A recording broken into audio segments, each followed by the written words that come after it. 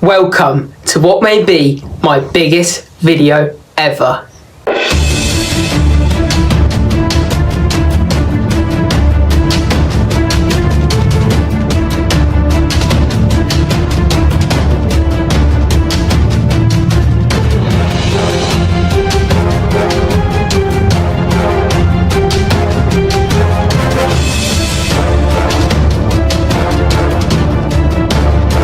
For the last few months, I've been travelling around England with a goal of trying to see a game in every division, starting from Tier 9. From the depths of a park, to the club which may have the most hated fans, to a packed out Premier League crowd.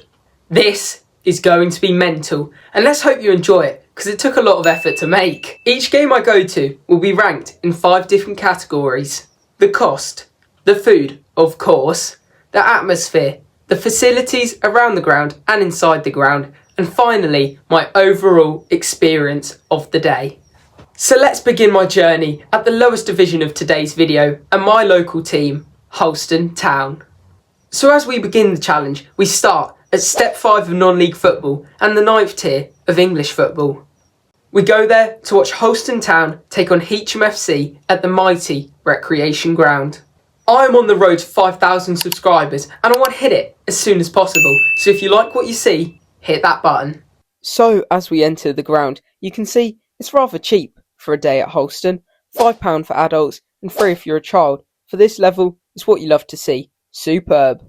Cost can't be anything less than a 10 out of 10. Lovely. Just proving I didn't make a mistake on the cost, the chips only cost £2. Get them in my belly. And on that, they were lovely too. 8 out of 10, crispy, delicious, and don't forget, it's only £5 for beer and chips. Facilities at Holston, well, let's say they do the job. Portaloos if you really need to go, but with turnstiles, fencing, and a stand, but no bar or club shop, I'm going to have to go with a 4 out of 10 for facilities. Though I do have to say, the best thing I love with non-league is the ability to be able to move and walk wherever you want. You're not designated to one seat. Moving on to the game, well, there were certainly chances, but if Southgate is looking for pen takers, I wouldn't suggest coming to Holston Town. Yeah! And well, I don't have much to say about this. Go on, Gangles. Oh dear, we'll say there was a big bobble, yeah? Though, while chances weren't being put away, the atmosphere started to get going. A group of lads with a drum. For the level, you can't complain, but I'm going to. Through parts it was quiet, and while they done their best, still around the ground, it was quiet. So, for atmosphere, I'm going with another 4 out of 10. And back to the game. Well, no surprise, more chances were missed. Will anyone score? And the answer was yes. Holston finally scored with a header, or was this an own goal? Either way, I got involved in the celebrations. And to add, a class bit of drumming too. The game finished 2-0 to Holston, which was a solid win, and while the atmosphere and the facilities may have been lacking, I enjoyed my time. The cost for non-league at this level is incredible, and the football can be interesting to say the least. And overall, it was a great day out, so for my overall experience, I've gone for a 6 out of 10. Swiftly moving on, we head to step 4 of non-league and the 8th tier of English football, where we watch Felixstowe and Walton United take on Lowestoft Town in a massive game. As we arrived at the AGL Arena, today's game was first v second, so we were sure up for a game. Tickets at Felixstowe come in at £10 for an adult and only £2 for a child, so for the price, I'm going for an 8 out of 10. And upon entering the ground, inside is rather lovely. You go through some turnstiles and the pitch is nice and close to the fences, with Felixstowe having multiple stands and some seated, and a clubhouse with a bar too. Facilities, I've gone for a 7 out of 10. While absorbing the ground, I got a bit peckish, as you do, so we looked at the food outlets. Cheesy chips, £3.20, that'll do me nicely. And yes, these chips came out a beauty, but what about this? Yes, here at Felixstowe, and we've got some cheesy chips, and yes, they look amazing, but the wait, I had to wait about 20 minutes, and for some cheesy chips, like, that's mad. I think it's got to be a 6 because of the wait. 6 out of 10 for food, good, but be prepared to wait. But before kick-off, I couldn't get over this scoreboard and all of the stands they have. Though If you visit Felixstowe, make sure to bring your earbuds because the speakers will be played at max volume. Bloody speakers, stop bursting my eardrums, they're so loud! Anyway, the teams came out and the Lowestoft fans came in fine noise. The game had little chances till this happened. Felixstowe took the lead, but still rather quiet support from Felixstowe, but it could get better. The chances for Felixstowe got better and Lowestoft were holding on. Then another chance converted for Felixstowe. Surely some noise now. Well, it's better. The game carried on after a red card was dished out to the manager of Lowestoft Town. The second half came and the team in the lead carried on their constant pressure. Despite this, Lowestoft did get a chance, but it hit the post. Then Felixstowe got a chance moments later at the other end, and now they've hit the post. A check on the atmosphere and well, there was barely anything for atmosphere. I've gone with a 2 out of 10. The pressure kept rising as Lowestoft thought they'd clawed one back, but although their best efforts, Felixstowe made it 3-0 through this peach of a strike. The game went on to finish 3-0 as Felixstowe went home happy. My overall experience at the AGL Arena gets a 7 out of 10. Great cost and facilities with decent grub, but the atmosphere does lack. And as football fans chant, E-I-E-I-E-I-O, up the Football League we go, as we go on to Step 3 of non-league football and the 7th tier of English football. Now for Step 3, we head to #United, who actually play at Bowes and Pitsea on a ground share, but nevertheless, we're ranking this as hashtag. #United play against an already relegated Concord Rangers. We arrived at the Lynn Salmon. The price was a bit more expensive, but it is higher quality football. £12 for an adult, £7 for an under 16. In we go, and that goes down as a 6 out of 10. And looking around the ground, I couldn't get my head over what was going on here. Going on here at the Lynn Salmon. Why have they blocked off behind the goal so you can't actually stand behind it? Food at hashtag comes with a major variety. You can get anything, to be honest. But I went for a cheeseburger, which came in at £4.50, and it was tasty, but I think this says all you need to know. After I absolutely demolished that burger, it was beautiful. Food at hashtag gets a 7 out of 10. Moving on to the game, the drum started the atmosphere off, but all I can notice was the #United midfielder. Noticing that the centre mid for hashtag has latex gloves on. But despite that, the chants were in full flow. Flags were out, and shortly after, hashtag made it 1-0.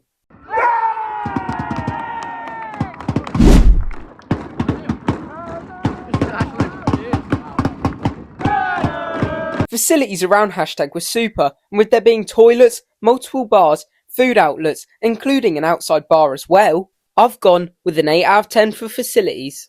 Back to the game, and the chances came, and hashtag was soon to convert.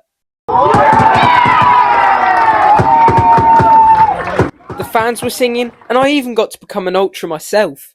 The fans love this club, and for this I'm going to give an atmosphere of 5 out of 10, because the passion for the club was immaculate, but they were quiet a lot through the game. Concord seemed down and out of the game till they pulled this one out of nowhere, a bit of luck with the crossbar, but a goal nonetheless. 2-1, game on. And it certainly was game on after Concord went and scored another goal minutes later. Hashtag tried to come back and came about as close as possible, but it wasn't enough to get any points, as in the dying embers of the game, Concord completed a master comeback. The game ended 3-2 to Concord with a thrilling end-to-end match. My overall experience was a 6.5 out of 10. Hashtag a great team going in the right direction. Looking at the next division, one of the most popular divisions in non-league, Step 2, the 6th tier of English football, the National League North. The Step 2 game we are watching is Kings Lynn Town v Rushall Olympic, a key game for survival. We made our journey to the walks and grabbed our ticket, coming in at £18 for an adult and £5 for under 16. Not bad pricing for the level, 7 out of 10. The nerves were around the ground as it was a must win, so to cure the nerves, I got some food. Cornish pasty, I don't mind that. Cheap as well, only £3, and it was bloody lovely. 8 out of 10 for food. The teams came out, and the game kicked off, and 5 minutes in, Rushall went and slotted one in the corner. Not what Kings Lynn wanted. The fans weren't happy and were quick to blame the ref. Nothing much was happening though, so I wondered, while looking at the stand. Do you think people don't like sitting on the other side of the stand because it seems everyone's sitting over here instead of over there? Though, despite this, the crowd started to get going, and that must have got the players going, as minutes before half-time, this happened.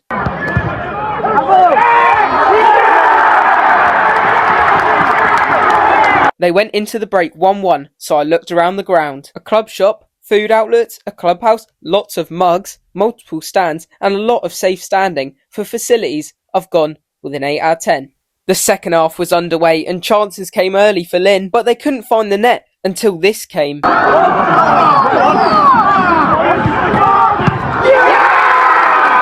The right place at the right time. A crucial goal, which could see Lynn stay up. The fans were loving it and they got the flags out, and for atmosphere, the fans were singing loud and proud, but were patchy at times, so I've gone atmosphere 6 out of 10. My overall experience at Kings Lynn was a great day out, amazing food, and would highly recommend a visit, so I've gone with a 7.5 out of 10. Right, now we are moving on to the best step in non-league and one off the EFL Football League, and where you can find massive teams like Barnet, Oldham, FC Halifax and Southend United, the team we are going to see today as they take on promotion rivals Gateshead. Going into Roots Hall will set you back £10 for an under 16 and £20 for an adult, which I have given cost a 6 out of 10. Entering through the turnstiles, surprise surprise, I was hungry, so I acquired the food, a cheeseburger.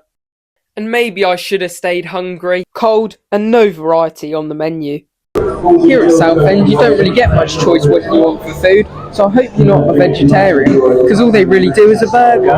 A 4 out of 10 for a very poor burger. Walking around the ground, it is a nice little compact ground, but it can't be only me who sees this. Oh my god, this reminds me so much of QPR. QPR and Southend look similar to me, but onto the game. The atmosphere was bouncing, in this one stand in particular. The ground structure itself is very old school. The mascot was class though. Mascot that. Shrimp for the shrimpers. The atmosphere gets an 8 out of 10. There was a good amount of people and the drum really boosted the fans. The first half had its chances, but no one could find the back of the net.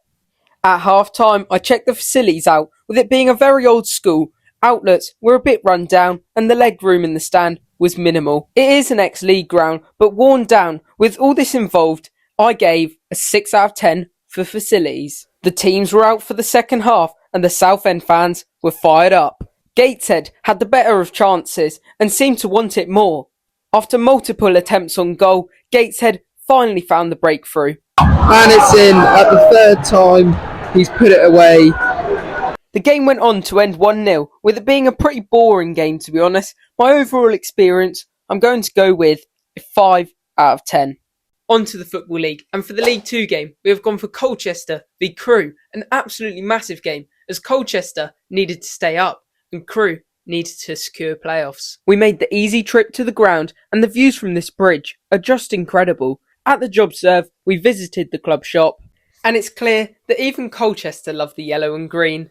And if your kids ever get cold, don't worry, grab them at Colchester, a onesie. We made our way to the turnstiles and entered the ground for a grand total price of £10.50 for an under 18 and £19.50 for an adult, but this can vary depending on how early you buy your tickets. So for cost, I'm giving a 7 out of 10. We made our way through the concourse, picking up a pie for £4.50, got in our seats and gave the pie a bosh.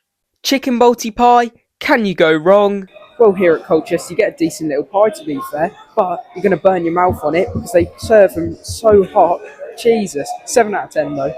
The atmosphere was rocking and the flags were out. Well, Colchester are going global. They're on Sky TV today for this game. Well, I'm glad I'm not Sky TV up there. I bet it's blooming cold. Pitch looking lovely today, lads. Well, that's cool. Here at Colchester, when you buy your programme, you get it free with your ticket.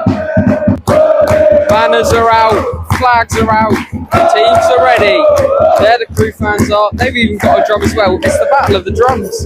The teams came out and the fans were ready for this absolutely massive game. And I'm going to give the atmosphere a 9 out of 10 because the fans were amazing all game. A nervy start to the game as neither side wanted to lose, but the mascot caught my eye. Interesting mascot, that. Well, the mascot's loving life.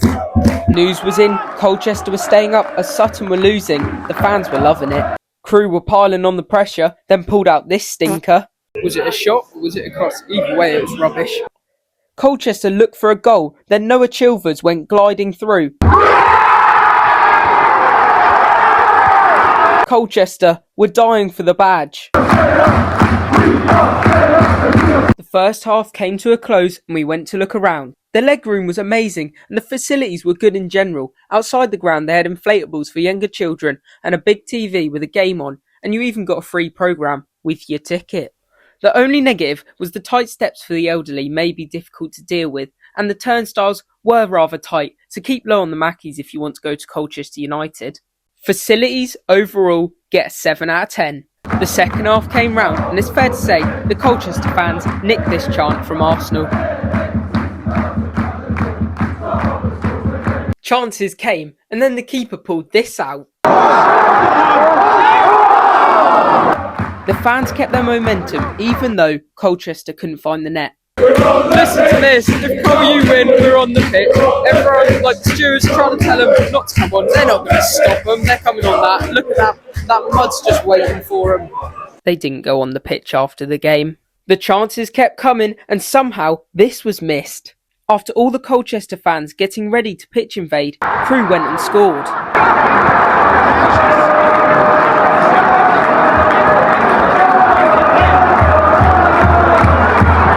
Then this happened. Well, neither teams are trying anymore, they're just playing it about because both teams don't care because all they need is a draw. So they're literally playing it about and doing nothing. The game finished 1-1 and both teams got what they wanted. My overall experience of Colchester United was an 8 out of 10. League One, the third tier of English football, and for this game we visit the Cambridgeshire derby, Cambridge United versus Peterborough United. Arriving at the Abbey early for this one as it was a 12 o'clock kickoff, but either way we got in for a great price of £19 for an adult and £10 for a child. Considering this was a derby, rather cheap. Cost 8 out of 10. It may have been 12 p.m, but we got some scran. A cheeseburger at 12 p.m, you must think I'm mad, but it was sublime. A brioche bun, the cheese was melted and it was hot and cooked to perfection. It was £6 but fully worth it. Food 8 out of 10. At the Abbey there is 2 terraces and 2 seated stands. We were in a terrace for this one, but the majority of the atmosphere was coming from the main terrace, the NRE. The teams came out to a packed out Abbey and banners and flags. The Cambridge fans soon got chanting, firing the team up. The derby challenges came in early, with Peterborough having the better start. But can someone explain this? Cambridge were first to score, at least they thought.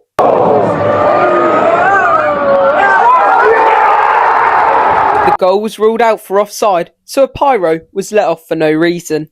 The Cambridge fans quieted out though through the game, but had periods where really loud, so for the atmosphere I've given a 7 out of 10. The first half came to an end, so the facilities needed to be looked at. Multiple food stands, big gangways, outside bars. For the facilities I've given a 7 out of 10. Lots of outlets, but was cramped in the terrace. Moving on to the second half, Peterborough shed first blood. A goal from a cross sent the Peterborough fans into madness.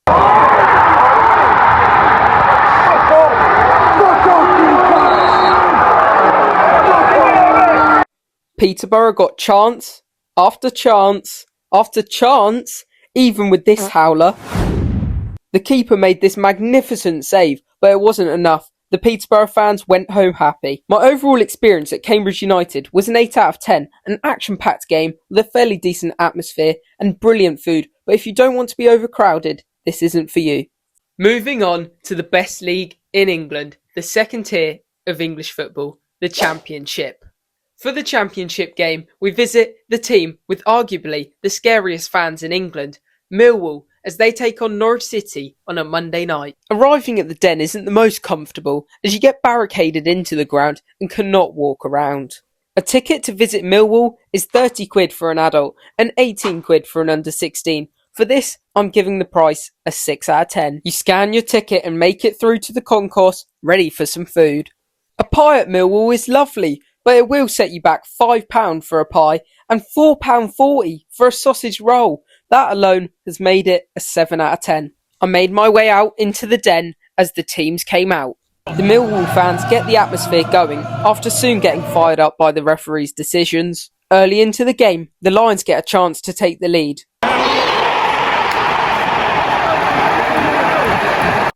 Millwall convert, sending the fans into carnage with their Millwall chants. Then the classic Millwall fights began as Ashley Barnes got in a tussle.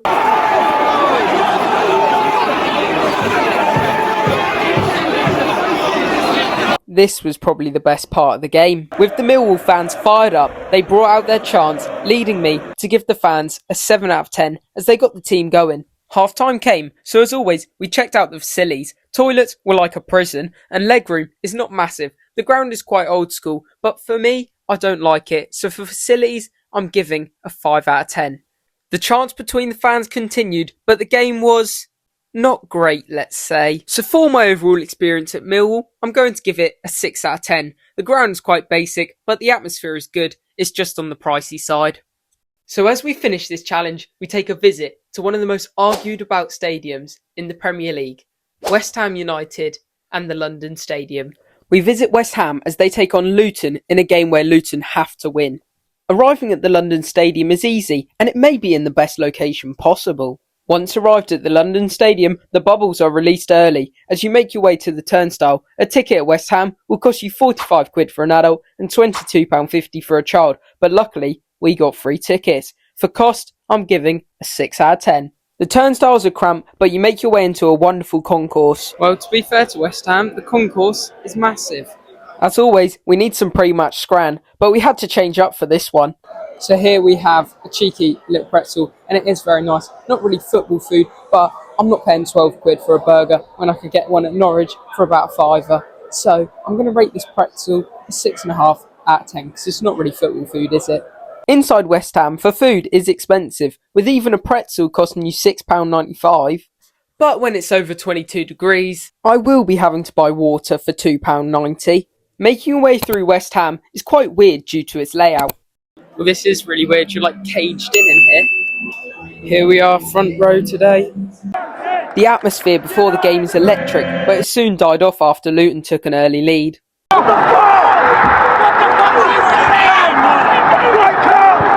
West Ham's atmosphere can go from electric to silent, and because of this, I'm going to give the atmosphere a 6 out of 10. But this gives you goosebumps. Half-time came, so once again, checking out the facilities we go. At West Ham, there is lots of space in the concourse and multiple food outlets. There is bars and even a beer seating area for after full time. The facilities are superb, and I'm giving them a 9 out of 10. The only reason it is not a 10 out of 10 is due to the racetrack around the pitch. The second half didn't disappoint at all. The fans got going and an equaliser was soon found.